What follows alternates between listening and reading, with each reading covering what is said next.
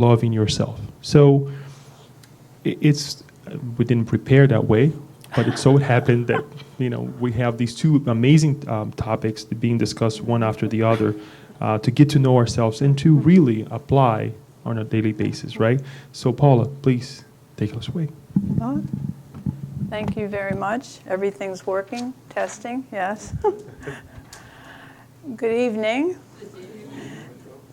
I'm coming to you on my very favorite holiday weekend ever. Any celebration of love really gets me excited. Because as the Beatles said, all you really need is love. Love is why we came. Love is what we spend our whole life learning how to give and receive. And love is all that we take with us when we transition. So it's so nice to share love with you all tonight. What Leo said is so true. I was talking with Yasko on Sunday, and I said, I know there's a spirit involved in the talks that have been coming through recently. We don't consult with each other, but there is such a continuous stream of information, and we know we need to re-loop and repeat because we're humans. We like hearing interesting ideas, but it takes time to practice and integrate them. So I'm really here because of the speakers that preceded me. I remember when Leo was going through plenitude, and he said, I'm not really that familiar with all these alternative therapies. I heard a voice in my head that said, you are. So therefore the next step is, start to share. Plenitude to me is a breakthrough book. And I did some research out of curiosity to find out more about Joanna DeAngelis, our spirit psychologist, just how many books have come through. This is where, of course, I can't be Brazilian. I can't be there in the mother tongue getting all these books as they're being put together.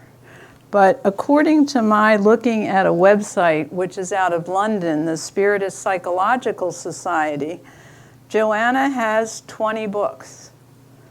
I could find 9 in English. So English-speaking people have a lot to look forward to. We're still waiting on all the tireless workers who are busy translating, because even the book Plenitude is 25 years old. And we've had it a couple of years. So it's so nice to get excited about like a whole new endeavor. Because with my background and my career years of being a psychologist, there's a natural migration to spirituality, and it all comes together under transpersonal psychology. And as you've heard Kirsten talk about whenever she's speaking, Carl Jung, transpersonal psychology, it's all a newer, fresher map for how we are to evolve. So when Yasko finished last week and I went home, I said to myself, time for intelligent sleep. And I think most of you are familiar with that concept. But, excuse me, if for some reason you're not, it's really as you fall asleep, you talk to your mentor, guardian angel, spirit guide, and ask for help on something. So I said, help me with this talk. So when I woke up next Sunday morning, I was told I needed to tell you a little bit about myself because I am an American spiritist. Most of the people I've met who are spiritists came from Brazil. They had the advantage of the exposure in their home country. So I will share a little bit. It was the 21st of December in 2002. I met friends in Abadiânia, Brazil for a 2-week visit with John of God, which could be another talk in itself. It was life-changing for me. I was there in a very good time period.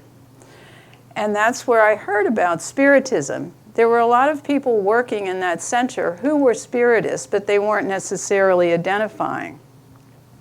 And then when I got home, I was doing part-time private practice at Ruscombe Mansion, which is Baltimore's original holistic health center. The practitioner across the hall from me one night just gave me the Spirits book. She had heard I'd come back from Brazil, and she said, "You might like to read this." Then I was leaving that night, and I saw a flyer, and it had Spiritist Talk. I said, "Oh, this is a message." So I got my good friend Laura, who has transitioned about a year ago, and I said, "Let's go." She said, "Sure." So we heard our first Spiritist Talk. It was an overhead. We hadn't gotten to PowerPoints yet. And at the end, we received passes. And this is my favorite observation that Laura has left me with. After receiving the passes, she says to me, "I don't know where I just went, but I sure want to go back there." So if that wasn't a stamp of approval, then I had found a new home. And because of my Catholic upbringing, you know, I am fully versed in a lot of the principles of Christianity. However, I didn't realize until I became a Spiritist that the Catholic Church had even more that I would have liked if they could have kept like reincarnation going. But due to power and the need to do whatever in the church, there was a Council of Trent or something that kind of made reincarnation go underground. So it's very nice to come full circle now and get back to the best of Catholicism expanded through Spiritism. In the interim period, I was attracted to Buddhism, and I really think it is such a wonderful treatment for the mind. We know we continue to come back to the subject of thoughts, and that'll be part of what I talk about tonight, as all speakers do. So through Buddhism, we have been given this powerful tool of meditation, and Joanna certainly supports it, which is why I'm so excited again with these newer books, because meditation is a process. We weren't born into it. That's why I'm trying to make it simple tonight too, to give you some ideas that are easy to start with so you won't get overwhelmed. So that's been my journey. The other thought was I've always been a spiritual seeker. It's just who I am. And as a preschooler, my mother would tell her friends that I asked her why I could not become the Pope. So obviously I have high aspirations, but that was my first encounter with the reality of a limitation that, you know, is still going on. So for tonight, to get started, and we don't have to dim the lights, I wanted to do a very simple centering exercise so we fully come home to ourselves. So it's your choice to close your eyes, or if you'd like to just, you know, look at those beautiful images up there, it's fine. But just for another minute, if we can take a slow, deep breath as we fill our lungs up and then exhale totally, I would like you just to feel your weight in the chair.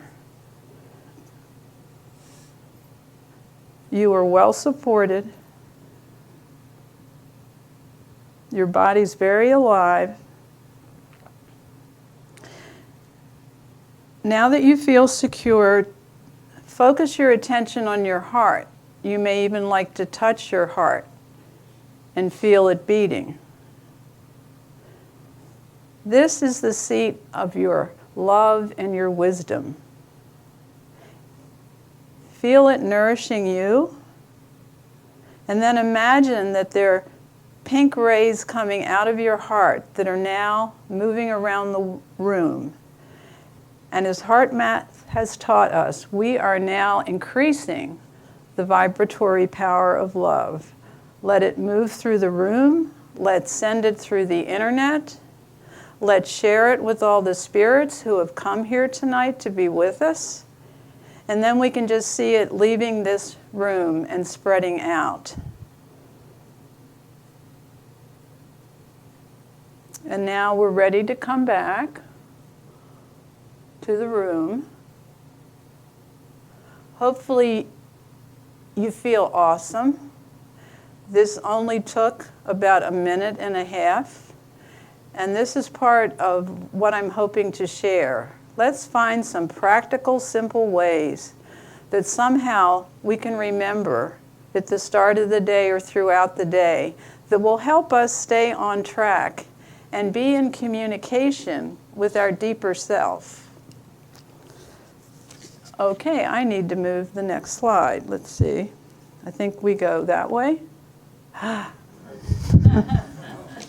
Everything to me is like magic. I also wanted to give a special thank you to Daniel. Without Daniel, you would just have me and my books and everything. But because of Daniel, we have a lot here to help us get through the talk. So I know you're capable of reading, so we'll just go through these quotes that I pulled out of Plenitude because they really seem to anchor me and how I wanted to give ideas tonight. And other spiritist speakers have already mentioned this. The traditional therapies remove symptoms but do not reach the root cause of illness. So one of our favorites is Louise Hay. I know about You Can Heal Your Life. This was a new one for me, The Power is Within You. So just pretend that you're back in kindergarten and the teacher said it's reading time, and I'll share a short passage with you. This is from Louise. And she had a cancer diagnosis, so this is in relationship to that experience. When I found my metaphysical pathway, I covered up my feelings with a nice layer of spirituality and hid a lot of garbage inside me, which can happen. I have a friend who was so excited to understand that she was a spirit. That was it.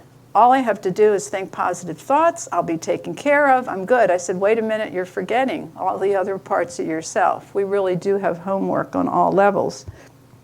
So Louise said, I put a wall around myself that kept me literally out of touch with my own feelings.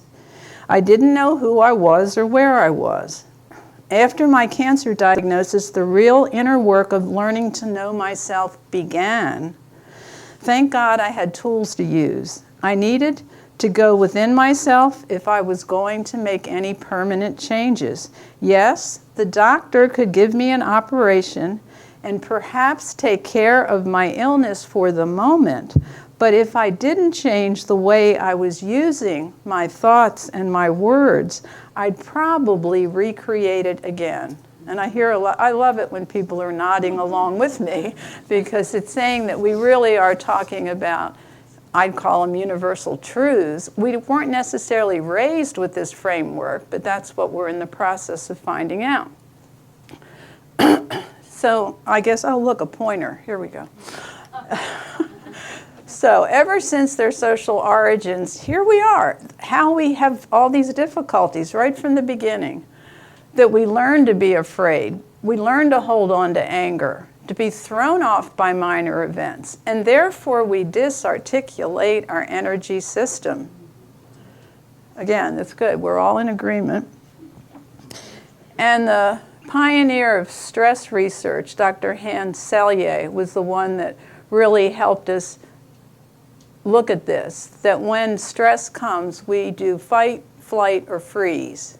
And in that immediate situation, that's fine. But as we're learning, you have really got to release that impact, or it's going to go down and sit in your body. And if you're not in the practice of releasing emotions, we know, unfortunately, it's going to build up, and someday it will probably come out in a way you would not be happy with. Okay, and building on that same thought, boing, most infirmities originate in the emotions as a result of an energy imbalance that then spills over into the mental or physical arena, harming the organic structure. And Jasko mentioned Dr. Candace Pert last week. We love to reference her. She was the researcher at NIMH who helped us understand that your emotions are just not in your brain. They're just not your thoughts.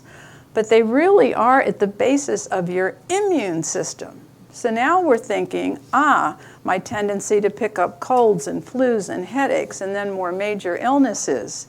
There's another route to healing, which is familiarity with my feelings, and learning how to deal with them. And, of course, what is our answer to everything? Love. It's the great law of life, establishes the criterion of justice and equality per our favorite law of action and reaction. When I was an elementary school counselor and we were teaching parenting skills, I learned so much from that course because it was really how to communicate with everybody. It wasn't just parent to child. And how do we learn?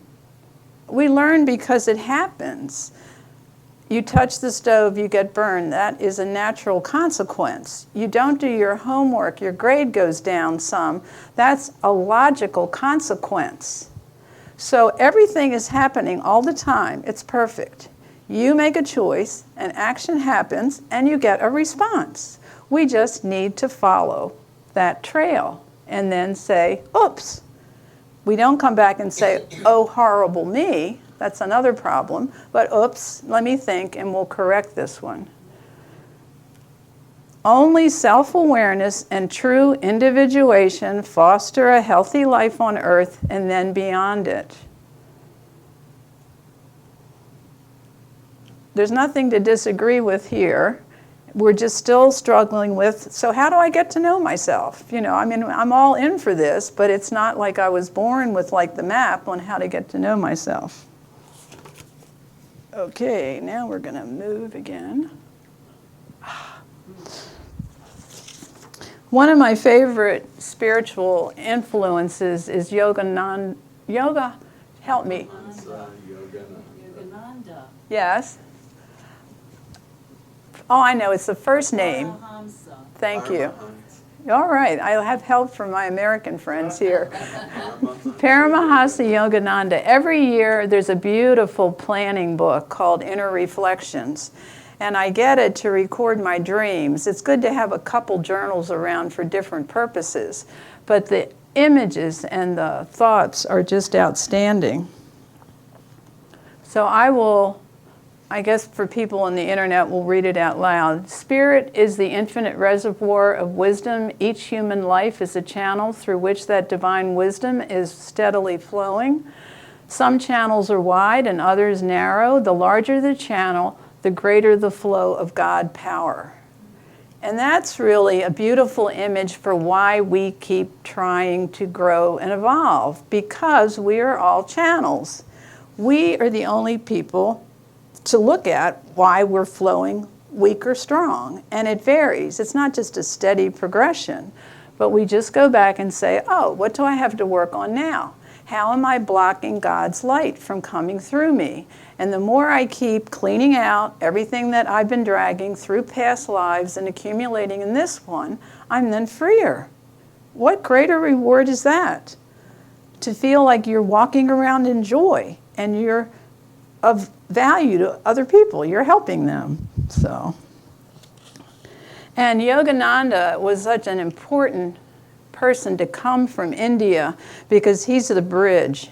He integrated Jesus with all the known masters in India, which is really a breakthrough. If you can imagine being raised in the West, we're familiar with certain teachers. Raised in the East, you have other teachers. But to bring them together, he understood the power in doing that. So if you'd like to know him further, the book is Autobiography of a Yogi, and the movie is Awake. And they're both awesome. Okay, now we'll move to American, homegrown Edgar Cayce, who was the sleeping prophet because he would give his readings while in a trance. And today, this is a worldwide organization. How the members come together is through Search for God study groups. It's just like when people come here on Thursdays and study a book. There are guidelines and outlines for people that are involved with the ARE to come together in groups in people's homes and share this information and practice spiritually. And there's Leo's favorite word, analyze. We'll start out with that. Know yourself and your purposes. Know what you believe physically, mentally, spiritually. Know the sources of your beliefs. Now that's an interesting one. A lot we just take for granted and we go, whoa, why do I believe that? For in such an analysis, you find your true self. There are more than 14,000 case histories that are at the ARE in Virginia Beach. How many people have been there? Yay. There's a tradition in the East that when you vacation, you go on a pilgrimage. So I'm not saying we have to adopt that fully. We can still surf at the beach. But you can mix up some of your vacations with going to an incredible spiritual place. And at least Virginia Beach does have an ocean with it. And the ways that you know yourself, and here's our list that I think we probably know already. Analyzing, reflecting, which is a little different than analyzing. You're kind of just resting in the information and waiting until an insight bubbles up.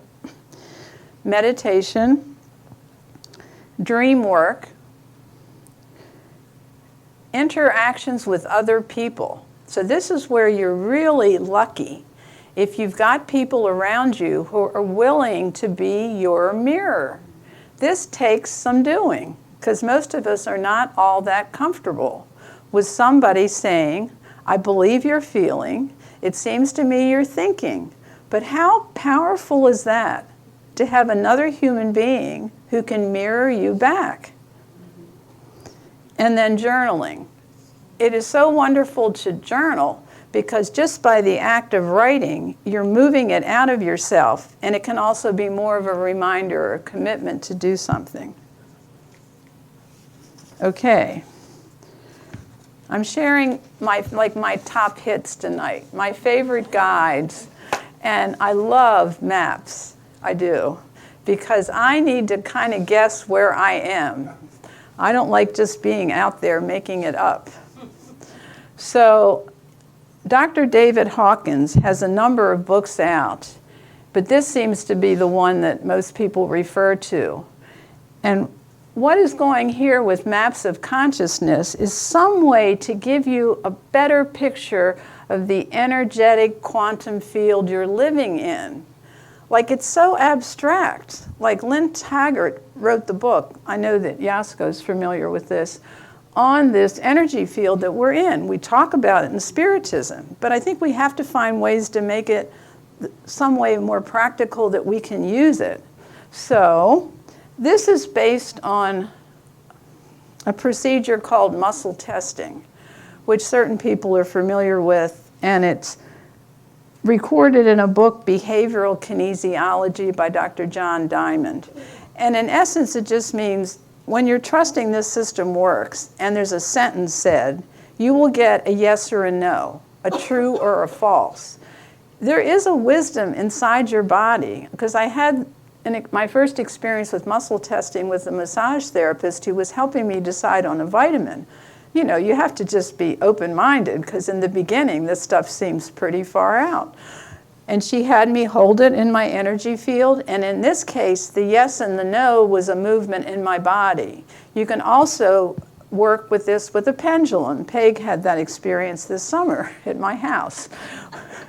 So there are many tools out there. I think it's just really encouraging your curiosity. So let's go back and see what he found. Where is that? There it is. Whoops, I went the wrong way. I knew I'd do something. Nope. Wrong way, wrong way. I want this one back. I was trying to get to this pointer. So here is why we're here, love. What Dr. Hawkins says is this is about the apex of human beings. I mean, this person's really evolved. When you get up here, you're looking at the handful of spiritual teachers that we reference a lot, like Dalai Lama, Mother Teresa, Yogananda again. So if we keep going down, we find the things we're working on. Now, we don't want to spend our life down here for a lot of reasons, because we believe in evolution. Our job is to keep on evolving. This isn't a straight upward line. It's more like the stock market. I mean, it'll go up and down, and you'll say, oh wow, was that a great day? I reasoned through it, it all worked out, and then boom, traffic, and you find yourself down again. But this is all to let everybody feel okay about this. We're all in this soup pot together, so why don't we just support each other and smile? Forgiveness. This is going to come into my talk tonight. That's a big one. And you can see, this is a very simple chart, but it's mercy and it's acceptance. All of this is enabling you to forgive, and it's a nice experience of transcendence. You don't need a whole crowd that's just done this, because you will know inside yourself when you have forgiven, you've let go, you feel lighter. So now you can say to yourself, whoops, I did it again. We want to go back. Yes. Okay. You can just say to yourself, if you had this chart, I did it. I got back to 350. And every time you're going to dig out another piece of shame or blame or guilt, you're saying, okay, enough, enough, enough. I know where I want to live. I think it's time for a new slide. All right.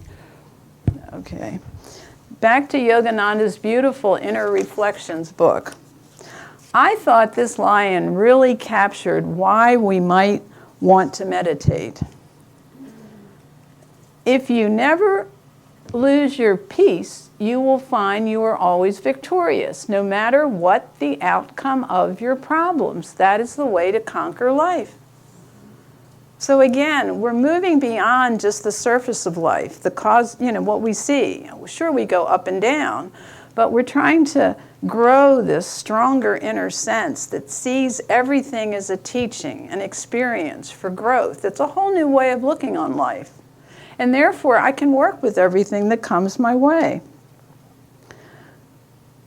And the best way to develop inner peace is meditation. And Joanna is endorsing it. And also when I looked in some of her other books, guided imagery and meditation are creating experiences in our brain that are unique. And now that science has researched long-term meditators, a lot through the Dalai Lama's work, where they have had MRI scans of people that have been meditating for 10,000, 15,000 hours for years and years and years.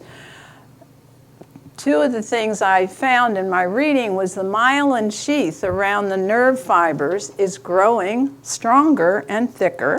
And people with this practice of meditation, the frontal lobes are functioning better. Like that's where it's happening in our evolution. It's your executive functioning, your frontal lobes.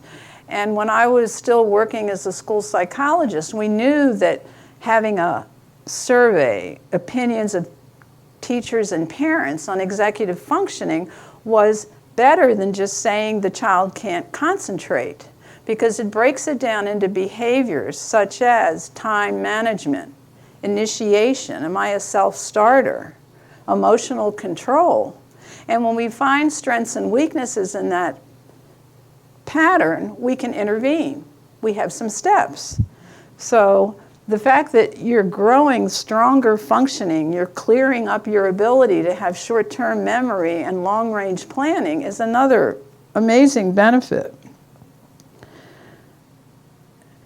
A lot of the teachers that are established today in the United States come from my generation. It was during the 60s and 70s in the Vietnam War era that we were privileged. I understand that. I had the means to get on a plane and go to Europe and eventually go to India. So we were out exploring. Some people were staying, like Dr. Richard Alpert, who became Baba Ram Das, stayed in an ashram in India. And then Jack Kornfield, who heads up Insight Meditation at Spirit Rock, he was in a Thai monastery. So they stayed. They were the first ones, the pioneers, that experienced it from the Asian teachers and then said, now we need to bring it back home. So when I did my retreat to Bhutan a couple years ago, one of our main teachers was one of the first students of the teacher that came to Boulder, Colorado. So she's in her 70s. So that just shows you how young this practice of meditation is for Westerners. And it continues to grow because we have new generations now. I know Abby's familiar with this. We're taking it into the schools. Children need these tools. We know that if you raise children with these ideas from a young age, they're going to grow up more empowered and know what to do. But we're all here because we still want to learn these things. Okay. So how to start to meditate? I think the response I hear the most, which is logical, is I can't stop my thoughts. Well, that's correct. That's what your brain is for. It is to think. What we're going to do in meditation is learn how to observe our thoughts and actually how to change our thoughts. And all of a sudden, we feel differently. I think the catchphrase is monkey mind. I'm always walking around in my monkey mind. I'm thinking, I'm analyzing, I'm planning, I'm looking ahead, I'm looking behind me. I'm not saying that these things aren't things that we need to do. But if that's all we're doing with our mind, we really haven't tapped its deeper resources for health and well-being. So if we remember, our minds think, our lungs breathe, but I'm going to start to have a new relationship with them. The other analogy that's really helped me in my own spiritual practice, and this is healthy distance. When you start to do thought observation meditation, you're creating a healthy distance from your thoughts. You're not so drowning in them, caught up in them, and this takes time. I'm just trying to get you excited about this. But what it helped me see was the true meaning of reincarnation and all of these contracts we made with our significant others or with the work we chose. And we know from our talks on No Solar, and we've been highly educated with the planning that goes in before we reincarnate. We make agreements, and we're all excited, and we get here and can't remember a thing because we're not supposed to. We're supposed to go through this growth process and figure it out.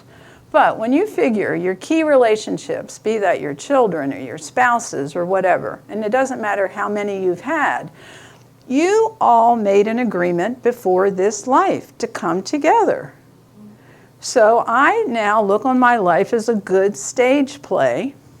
And there have been, at my age, several acts. And I've invited all these people on. So why was I getting so upset when people were walking off the stage and I didn't want them to? Well, because I'm human.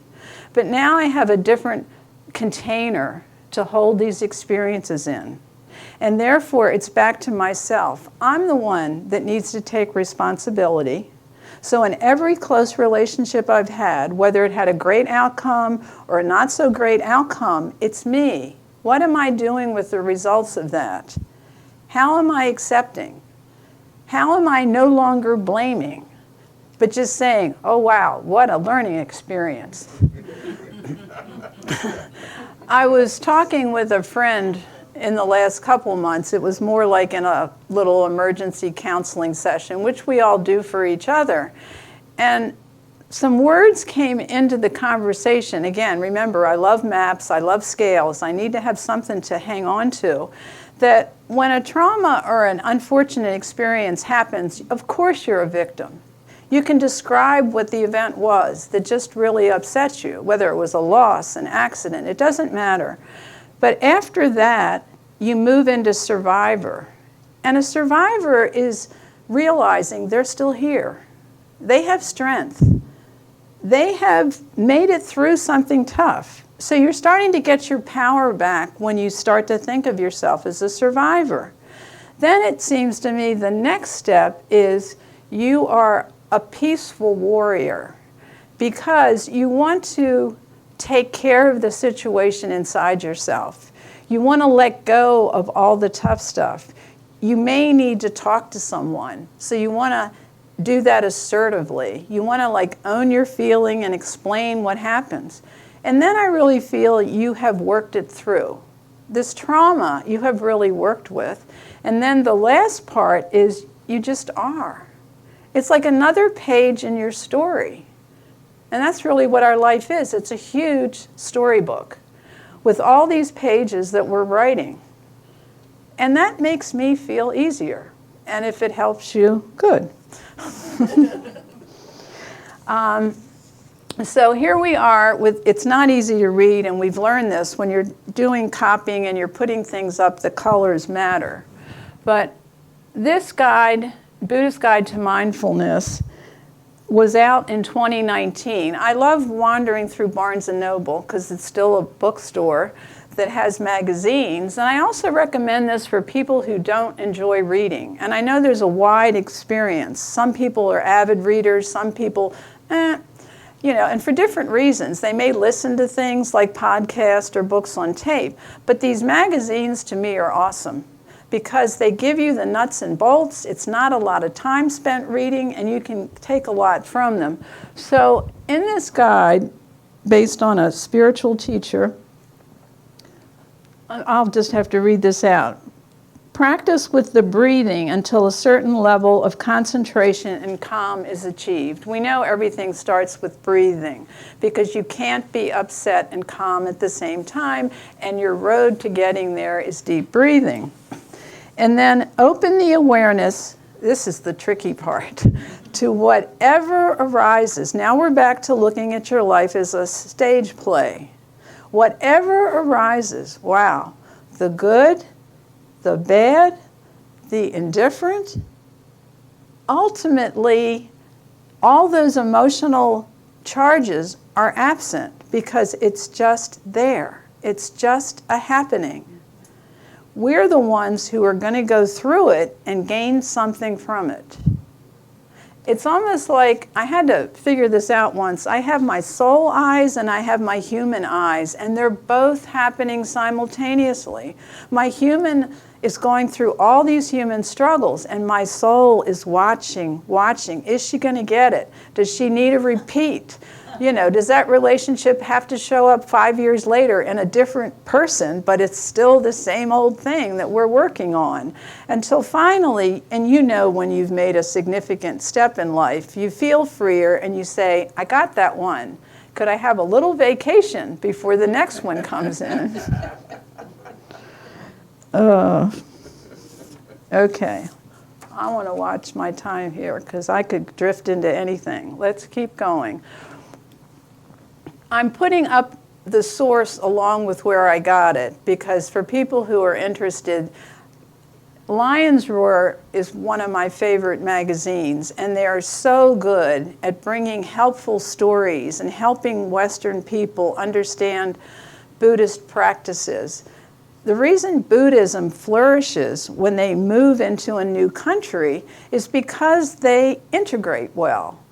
You never lose hold, like Spiritism, of your basic universal truths, but when you come into a new culture, you merge with it. And there are ways to make your principles stay, but you can lighten up with some of these things. So 3 conscious breaths is my favorite for people that don't meditate. I'd put it on a sticky note, and I would put it somewhere, because all you have to do in the morning is do 3 conscious breaths, or at the stoplight, or in the lunch line. It's just remembering it. And until it becomes practiced, it's a great idea sitting here, but we're not incorporating it into our life yet.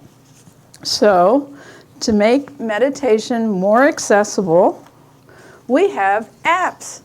Now, don't ask me how to get one or put it in the phone, but I can tell you that they're there. And I have a good friend who's been working with the Calm app, and I know Kirsten talked about apps too. So in the modern world, you use an app with a little bell that rings. So on your lunch break, you can do your 3 conscious breaths, or you can do your 2-minute visualization, and you go, wow, that was better than like walking around the block. It would be great to do both. There are different types of meditation, and that's what's interesting too. There isn't one way. In the Spiritist, we have been using a lot of guided imagery. And this health one is wonderful. And then once you get the basics of guided imagery, you can substitute other images. You could play classical music. It's all self-therapy. It's also a way to empty yourself when you had a tough day. For another great source, I didn't get all these up here, but PBS, and I showed this here, and maybe we'll show it again sometime. It's Mindfulness Goes Mainstream. And there are 2 CDs in here, or DVDs, I'm sorry, because you see the story of how certain companies are incorporating mindful practices in their daily routine. Plus, you've got meditation teachers here doing 6 or 7 meditations with you. You put the DVD in, it's just like you've decided to go to ARE for a weekend or a week. You teach yourself at home, because that's the good news now. Everything is so accessible and easy, you can find it. So that's an easy one too. So we have guided meditation, which is visualization. We have mindfulness-based stress reduction, which is from Jon Kabat-Zinn's work. And that is a systematic way that you learn to sit and breathe and watch your thoughts. We have transcendental meditation, TM. That's an oldie but goodie. I have a friend from the 70s who still sits twice a day with her mantra. And that was brought by a Maharishi from India. And then walking meditation. I have to smile. I don't remember how many people remember my attempt to teach the Spiritist walking meditation at my house. I think we'll try it again, because everything needs baby steps. But I think it might have been Daniel. I'll pick on him. When he came back from this walk, he said, "What is all that stuff in your neighbor's yard?"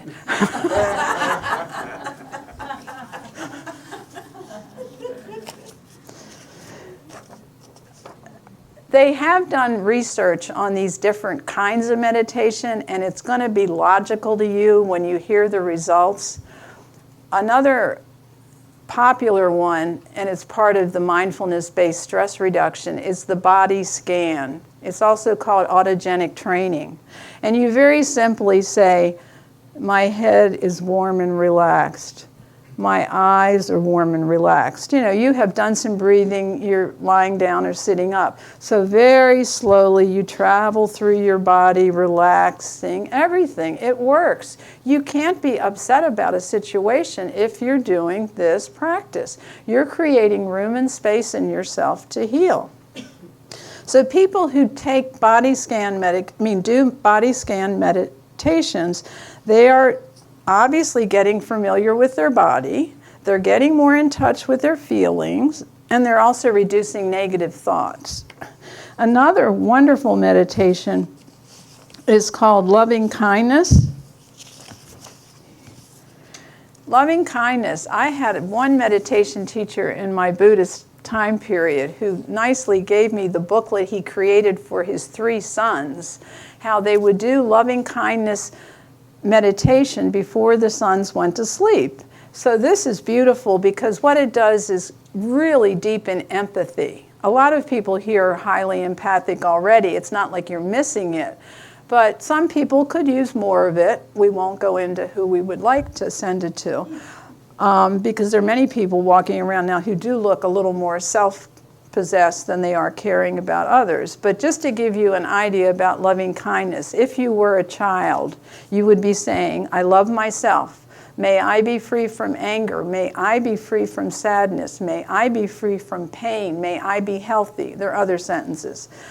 I now take loving kindness and I give it to my mom and dad. And then you go through, may they be free from sadness. May they be free from anger. May they be healthy. Then we go on to the kids at school and the teachers. Then we go to the people we don't know. And then the circle keeps getting wider. And then we go to the people we're having difficulties with. And then just like we've done in some of the guided imageries here at the center, we let it keep expanding out and out.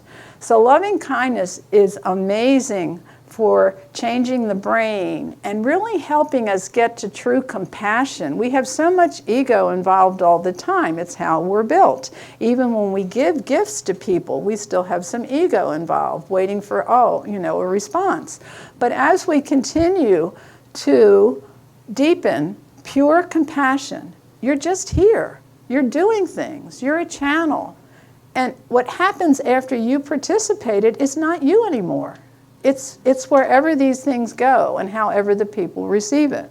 So this is really a beautiful practice. It's easy to access loving kindness. And there's a variation called the offering meditation, where you offer everything that brings you pleasure to someone else. So it's just a twist on loving kindness, but it helps you with your attachments too. Like if I was going to offer up all my favorite things, or my favorite mountain, or my favorite bike, over time you get in touch with the impermanence of life. Everything is changing all the time. And our security, we want to hold on. I'd like to nail this person down who treats me well, but it's getting into the present moment, being totally here and appreciating and letting go. And what is really meant to be is going to come back to you. That was an old 70s saying, let it free. It'll come back to you if it's truly meant to be. Okay. How am I doing? I'm doing okay. Oh, this was another nice one that came out of Lion's Roar magazine. The question was, how frequently should I meditate? Logical question. I say start with 2 minutes. Start with 3 breaths. Just start.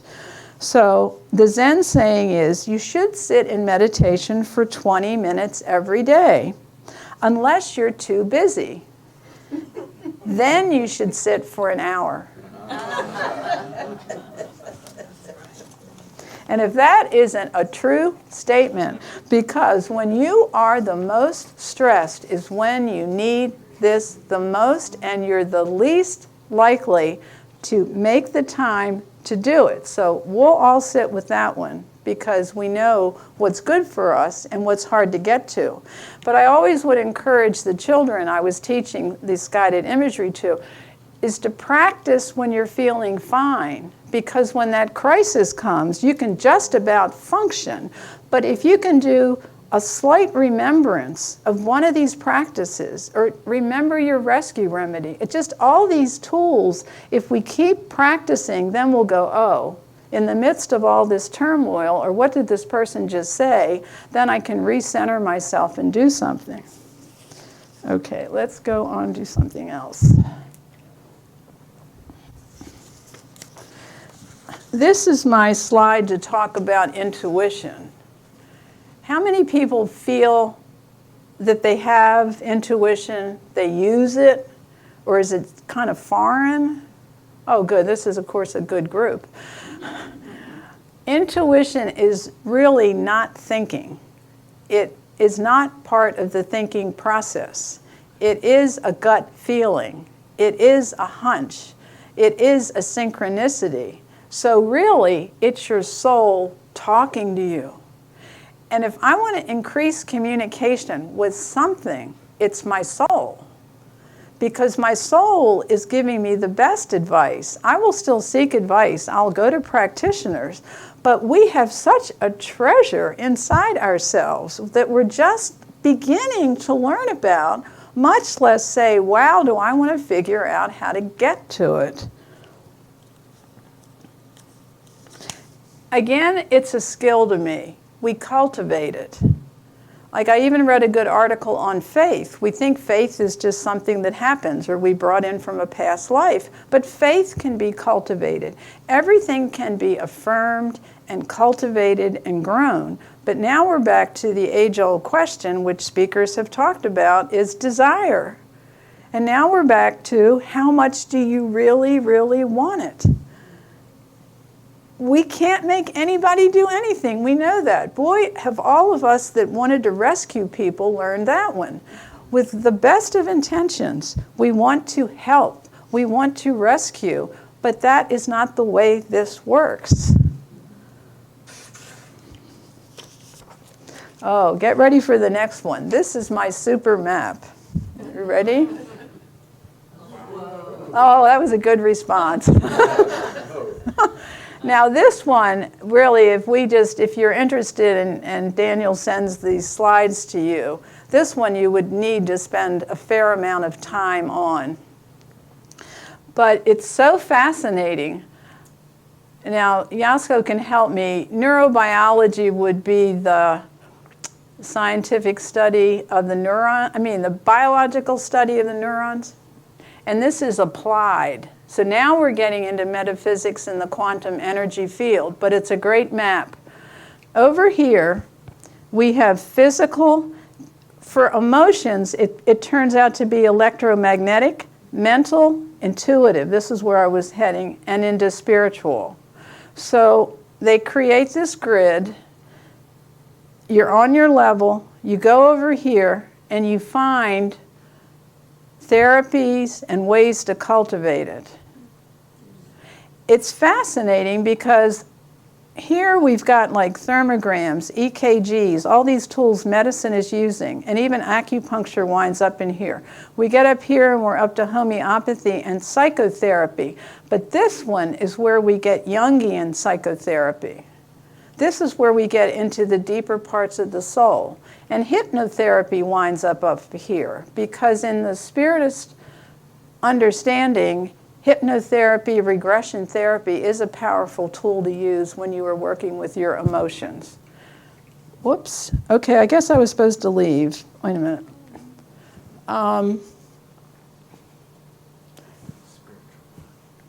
And up here we've got prayer, meditation, everything you would think. This is how you stay in touch with your spiritual body. And this is our talk, and many more talks to come on knowing yourself and gaining more self-awareness about your feelings, your thoughts, and everything else. Once I was on a retreat, and somebody was saying how very difficult it is to keep all these parts of yourself growing relatively together.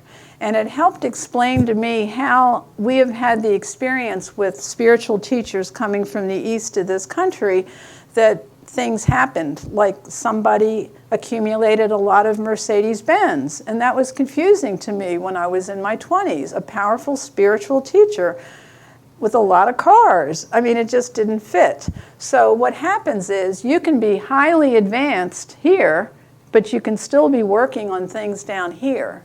So the spiritual teachers we love the most, Jesus being our par excellence, and Buddha, other figures, they have been able to integrate all these levels. Their physical life, their emotional life, their mental life, their spiritual life, they're all in harmony. They've really transcended all this. They've finished their growing curves. They've had all their lifetimes. So we have maps to follow. Okay. So now moving on to emotions, because that was one of the questions I put in my summary of what I was going to talk about, is how do we get in touch with our emotions? How do we learn them? That again can be another talk in itself, and I'm going to actually save some material for some other time. But because I chose this magazine, another Barnes & Noble find, I feel like I'm an agent for that business, but it's the only place I can walk into now and find things. This magazine just went off the rack yesterday, but you know, if you wanted it, you could probably find it. Breathe comes out about 4 times a year. And with learning your emotions, if you'd like to go deeper, we know that music brings out a lot of feelings. We know that movies bring out a lot of feelings. So people that want to spend more time looking at their range of emotion can do that. Writing a letter to someone you love, this one I really love, or writing a letter to someone who made a difference in your life. I mean, just spontaneously, what a gift. It could be somebody from the past. It was somebody that was a teacher for one class.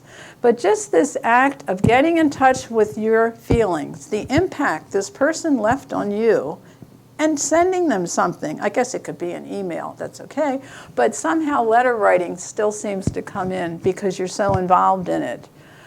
And then, of course, you want to welcome any feelings that come up. It might come up in yoga, it might come up in meditation, and I found that a lot of feelings came up in the years I've done massage therapy or cranial sacral work. Once, this is in a cranial sacral session, and my practitioner was intuitive. She said, I see your grandmother. Now, my grandmother was deceased. I said, oh, okay, tell me. So my German grandmother came in at the end of my cranial sacral session to apologize to me. Whoa, this is a whole other thing too.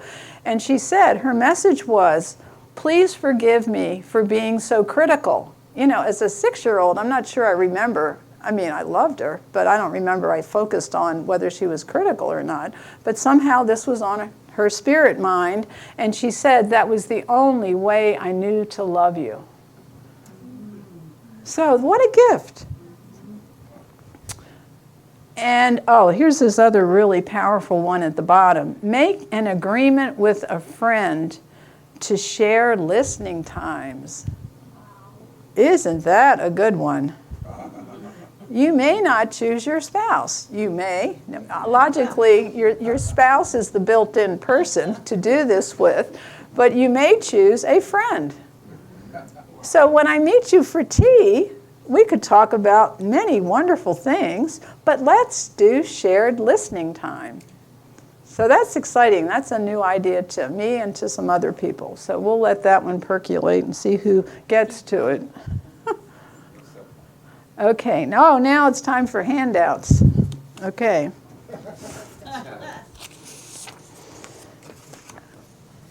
Daniel tried to make this clearer because I wanted the people at home to have it. But this is a take-home for everyone here so that we can spend some time on gratefulness. Gratefulness and forgiveness to me are the two blockbuster things to do in your life in order to make it work better or to heal. This is simple. It's just a guide. It's just like a sticky note that you take home to help you with a daily gratefulness practice.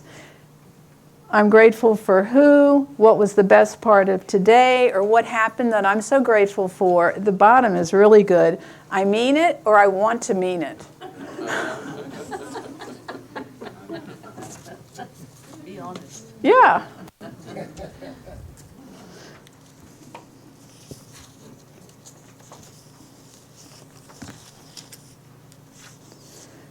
So we have another, like helpful tips list here. And just to go through for time, I think one of my favorites in here was give a meaningful gift. Now, what surprised me being raised by a super shopper is there are people who don't like to shop. Now that's alien to me. Where's my friend Isabella? I wanted to have support here. Oh, good. Good. Where are my shopping friends? Well, we know anything in life needs to be balanced, but it's good to make light of habits. When you give a meaningful gift, why that's so awesome is it means you know the person. It's not like, oh, I give flowers or candy. I'm not putting them down. But if you give a certain book or you give a certain aromatherapy to somebody, it just means I've spent time paying attention to you. And you can tell when somebody receives that gift that you've struck a chord or you struck their heart. So that's a good one. And then offering to help. We all love to help, and there are many good causes. But sometimes it could be just something as simple as picking up your neighbor's mail if you have to walk to the mailbox. There's so many little quick opportunities in your life that you can do something to help people. And this may be hard to read online, but it's write thank you notes. I know that to me blows my mind because I was raised with thank you notes. But now people thank me for writing a thank you note, which to me is pretty awesome. Just be there. We know just showing up when somebody needs extra help. We talked about listening and gift giving, learning to compromise. That's something we're all practicing. Smile more. That's one I have to remember too, especially people that tend to be serious, and I have a job and I have to get out of the house. Just realizing you can smile at the same time you're doing it was a revelation, because I thought I had to look serious. Okay, I think we can move on. So I said gratitude makes your life go better, because at the end of the day, you end it on a positive note. No matter what happened, you search around for what you're grateful for. And then I call forgiveness the spiritual eraser. And we've already talked some about forgiveness already. But as I was preparing for this talk, it was so amazing to find this card in my library, because it came from a mediumistic meeting held at the Spirit Center in 2005, and the spirit was Hendrik. And it was printed on a little card. So those of us who were around at the time and heard that talk, does anybody remember this? I do. You still have your card? I have it in my, Somewhere. Like, that night table? yeah. Sometimes I find it. No, I call it, like, when it revealed itself to me, I was so excited. So how to practice forgiveness. And this is, again, it's almost like our mantra. We are not perfect. We do not expect perfection from others. Compassion. We talked about this. Acceptance. Accept it. Don't fight it. Only unhappy people are doing these things to you anyway. It's not our job to give them therapy, but we can say when they're doing these things, they're not balanced, they're not feeling good. If they say something that's curt or rude, you know that there's something inside of them that, could feel better. So then we don't take it so personally. That's another healthy step. Visualize. Whoops, I changed it. I eliminated it? Where'd it go? I can't believe that. Maybe it's over. I only touched the forward button. There you go. Thank you. All right, back. Maybe Hendrik thought it was time to make an appearance. Okay, so using your guided imagery, you visualize the person who did the wrong to you. Use a beautiful light. Blue seems to be a good color when you're working on forgiveness. It's also the throat chakra. It's coming out to heal. And of course, you're healing yourself with forgiveness. It's such a basic practice, but it's just something, again, to be reminded of. All right. The other rule of thumb I learned by reading an article, it was very well written in the latest issue of Well-Being Journal, and it was written by a medical intuitive. And it was on the subject of making judgments. Again, we're human. We were raised to make judgments, but now we're working with judgments with a new light. That when we make the judgment, which isn't positive, it's just whatever came out, she said, try to remember to instantly forgive. Now that's a pairing, judgment, forgiveness, because the judgment is somehow clouding your connection with your soul. And you can erase that by the forgiveness practice. So that's one just to kind of work with. It's a nice pairing. And it's a beautiful way to not be storing these emotions away that will show up later in some form you don't like. Oh, this has made me smile. I just had my hair done, and I saw an article on forgiveness. It's Brad Pitt getting back together with Jennifer Aston. It's his second chance. So this is happening everywhere in the world right now. Forgiveness is big. Okay. Oh, and this is my favorite book for somebody that really wants to spend some time on forgiveness, finds forgiveness work difficult to do. I would get Forgive for Good. I heard him speak at ARE years ago. He went into Northern Ireland during the time of the conflict and really helped people forgive each other who had lost children and everything. His work is awesome. Okay, now we had to get to self-compassion. And again, yeah, where am I here? I'm mixed up here. This is from a paper-based talk. Even though it's up here, I still rely on my papers. So self-compassion. We don't tend to get to self-compassion as easily as we get to compassion for other people. Again, we have had some kind of confused ideas that thinking about myself is egotistical. No, thinking about yourself is how you get strong, happy, and well. So a self-care routine is vitally important for us to function in the world. So here is another outline on how you can practice self-love on a daily basis. You write down an affirmation. You can give yourself a treat every day. Of course, this treat, coffee, taking a walk, talking to a friend. 5 things I love about myself, 5 things I'm grateful for, etc. These little outlines are really to get us in the habit of doing this. And I hope I put this as the next slide. I did, good, all right. I found a website in my wanderings, which are not a lot online, but this one came up, and it's a handy one because there's a self-compassion quiz you can take on this website, and she will give you even more tips on how to treasure yourself. And I printed out the survey. I'll just read 1 or 2 of them. I'm disapproving and judgmental about my flaws and inadequacies. When I'm feeling down, I tend to obsess and fixate on everything that's wrong. When things go badly for me, I see the difficulties as part of life that everyone goes through. So you can see as you take this self-compassion test that there'll be positives and negatives in there. But so much to me comes from you becoming aware. A lot of times in life, you don't need a how-to-fix-it manual. You just need to bring it into your awareness. You're a competent human being. If something isn't working, you're going to find a way to fix it.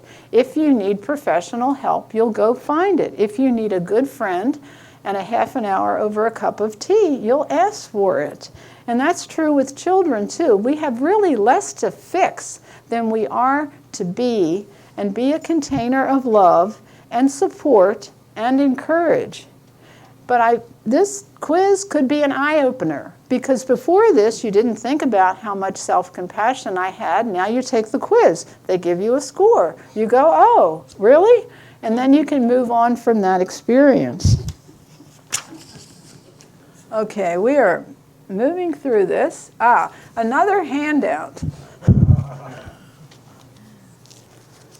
You can tell I came out of elementary school. Wonderful. And this one people can see at home. This is your daily planning guide to do all these wonderful things you keep hearing about at the Spiritus Center, and you're really well intended to do when you get home, and then life intervenes.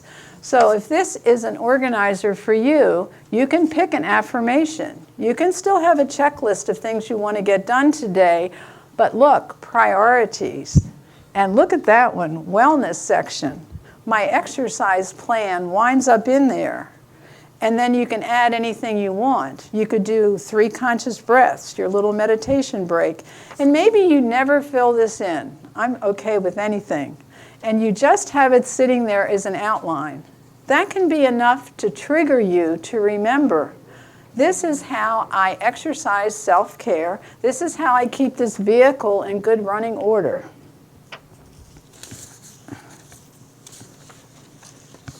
So we are coming to a conclusion. I have a Zen calendar, which gives me a thought for the day. So this one I particularly liked. Please think about this as you go on. Breathe on the world. Hold out your hands to it. When morning and evenings roll along, watch how they open and close, how they invite you to the long party that your life is. And the more years you've been incarnated, the more you appreciate that this is a long party. And those of us that are here the longest have the most to learn and also to enjoy, because we know things go better with love and enjoyment. And we have one more parting thought. The important point of spiritual practice is not to try to escape your life, but to face it exactly and completely. Thank you.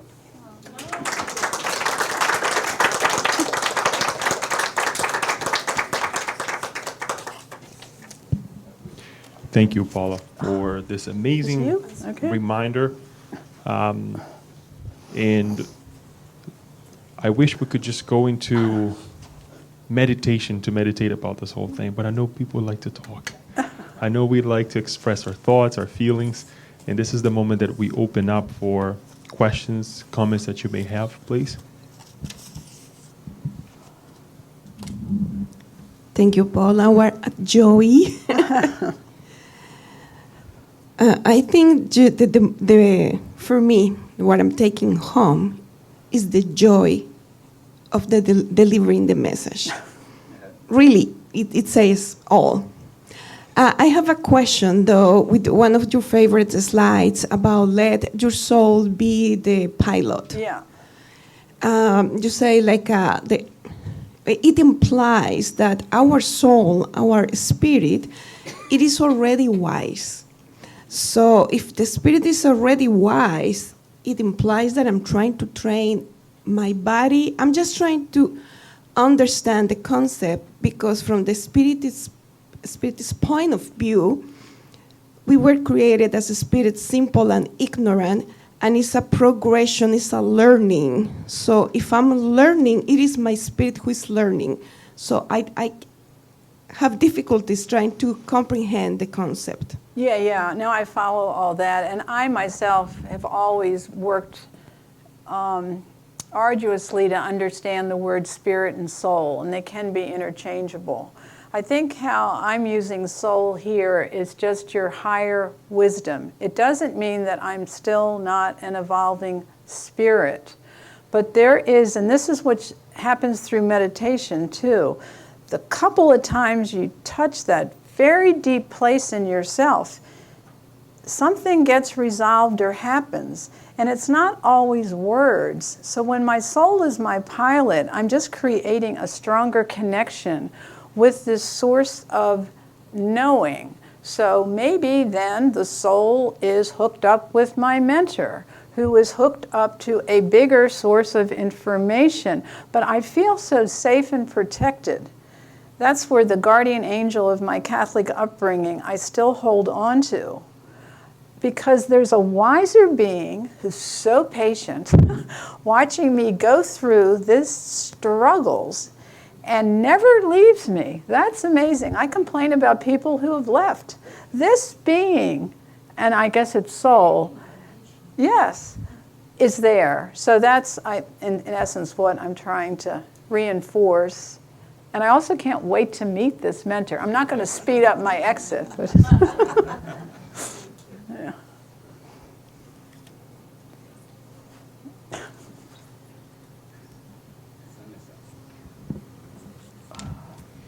So I want to say thank you to you and tell you how much your presentation spoke to me. Oh. I have been practicing yoga, meditation, and gratitude exercise daily and self-love. So I was like, I was all the time saying yes, yes, yes, because I have been practicing. I know how everything is able to change our lives. Like a little bit of gratitude and breathing exercise and yoga can change a lot.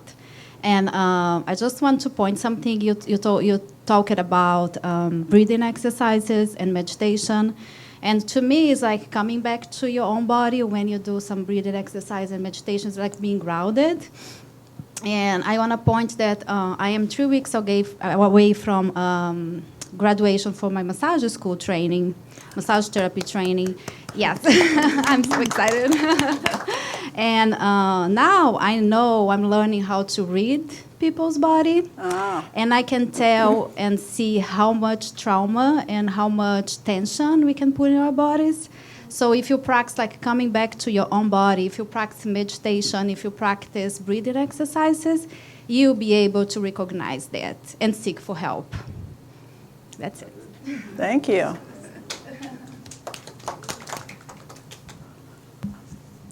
Anyone else?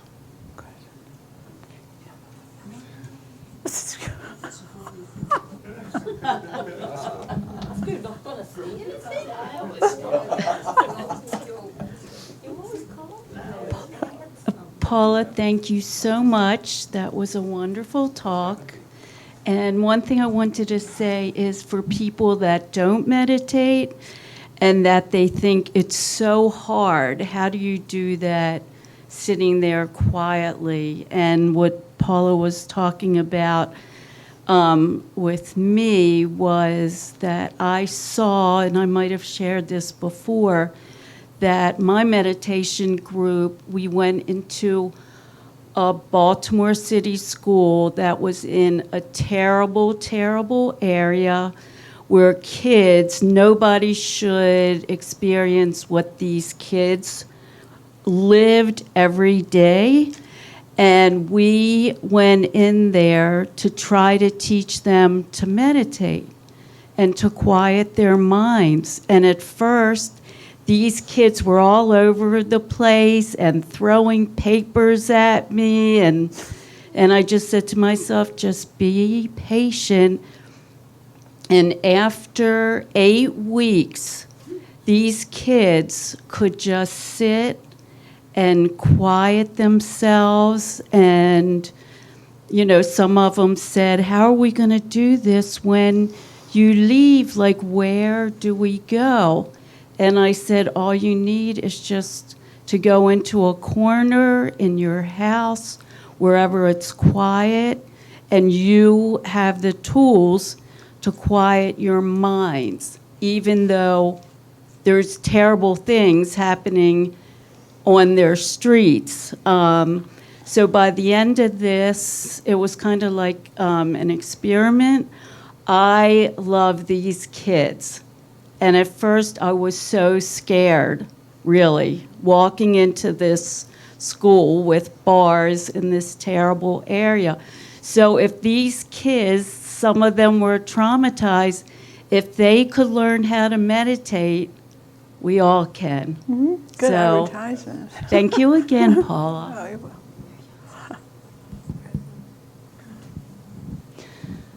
Well, I like that first map that you present about our feelings from the high up to the down one that has a very low score.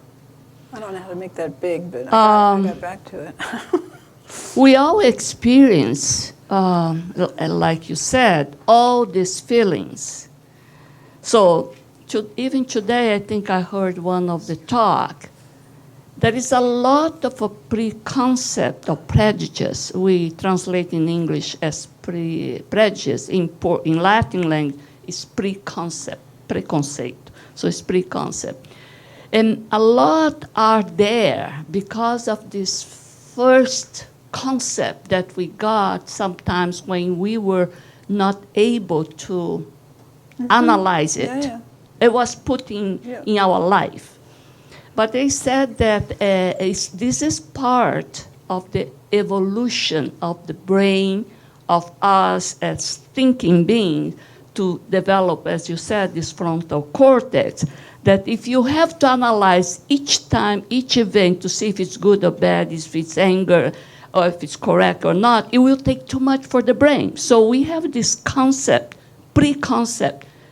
The problem is that we keep using that old concept structure, that was put on our brain when we were not prepared, we are not full, and we keep using and repeating it. So how to break it? You know, because like, oh well, I cannot show that I'm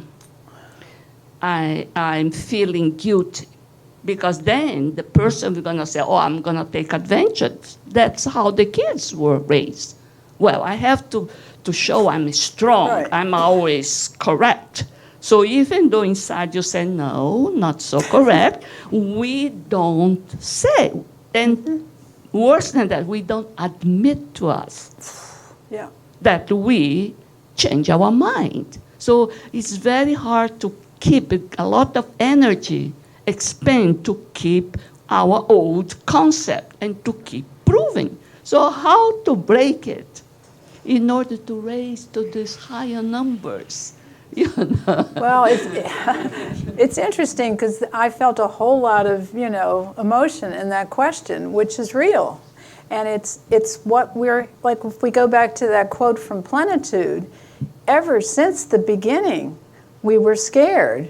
We put our anger down. I mean, it's like we are here in an evolutionary planetary transition time period where we do have these new possibilities. And it's almost by default we go back there because it's been used so much. We're bringing it up like a lotus flower out of the mud and the muck. We're bringing it up to the light of consciousness. And it will change because every time you catch yourself, you are therefore decreasing the pull of that ingrained habit. You're pausing. Like the 3 conscious breaths are a pause practice. All you have to do is interrupt that old way of being, and you are creating the new fertile ground for this newer being to emerge. Will it happen every time? No. But you will see yourself shifting. And there was a beautiful statement in something I was reading. It was on discipline. Now, my idea of discipline is hard. I've got to fight myself.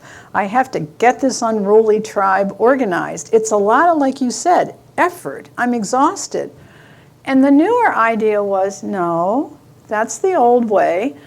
Discipline is easy. It's actually the easiest thing you choose because you want to stay in alignment with this good feeling.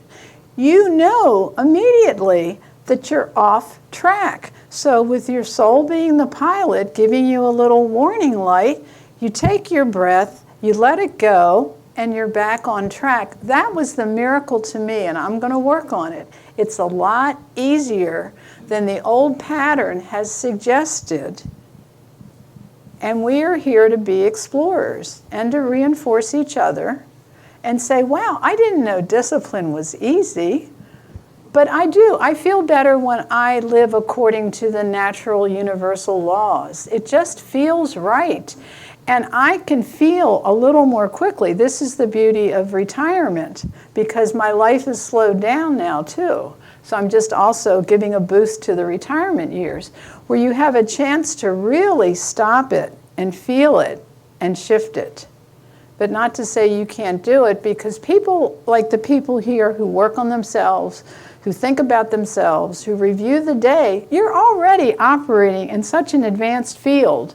And then I say you go into the marketplace and give yourself a pat on the back. Now we're back to self-compassion.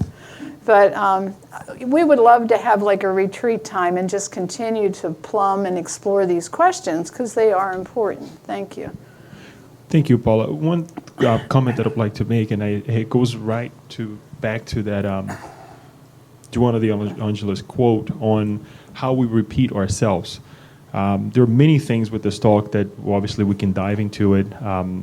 The meditation piece, the getting to know ourselves, which is basically where we're here tonight. One of the things that we were talking when we were driving here today is this idea of how many times we have to come back. And let's not even start with that. I mean, how many times we have to readdress previous situations. And putting aside, and we have to take consideration the fact that we have to come back in another new physical body to redo the things that we think it's so normal now.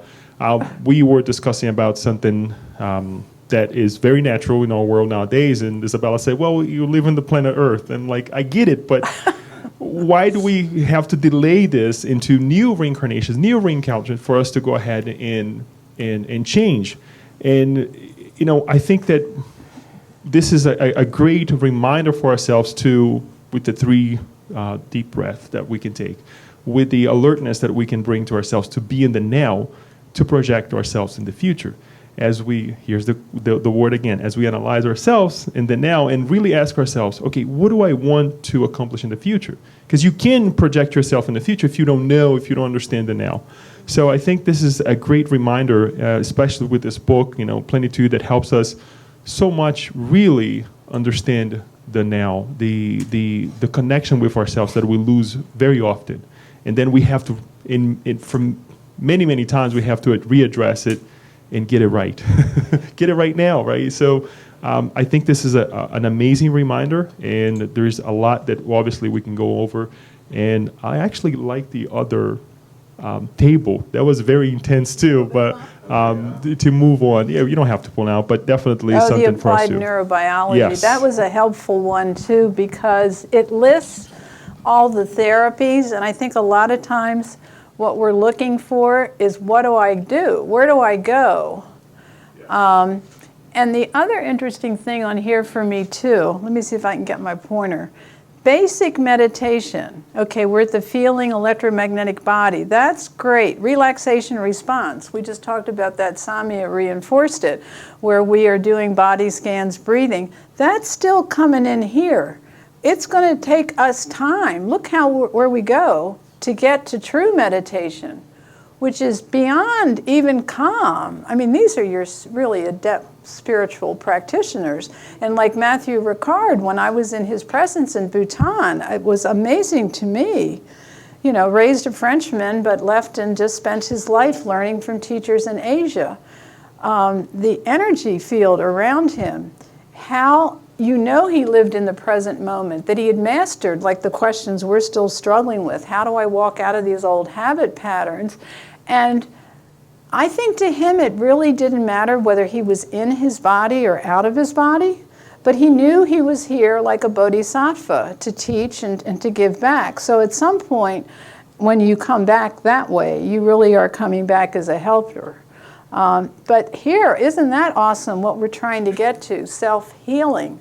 It doesn't take away from all the healing practitioners, but it's that trust and believe, that faith, that everything you need to heal yourself, you are carrying around with you. So we'll continue our conversation. That's what we're here for. Thank you. Hey, Paula, thank you. I guess I have the last question, Leo. So I just wanted to go back and read the title of your talk and ask a more philosophical question. Okay, I can read here. The title of your talk is Further Explorations on Knowing and Loving Yourself. Here's the question. It's a philosophical question. There is no, Right or wrong answer. Right. So we learn that we need to know ourselves. The title of your talk has the word loving. So in order for us to loving ourselves, has a requirement to know ourselves first, or doesn't matter? I think ultimately it doesn't matter, because we're saying love is the primary driving force. So your son, we hope, living in a loving environment, loves himself. We can't say he knows himself yet. Because we are evolving, we know they're perfect spirits, we're on this evolution train, so to speak, that's where the knowing comes in. So it is important. It's almost like Ram Dass had a quote back in the 70s when he said, it's both and. The and is the mystery. The and is the spirit. I'm not there. I don't have a brain that can comprehend it. I can touch it once in a while in prayer and meditation and in good fellowship. And I trust it's there. But I'm still trying to move this apparatus along.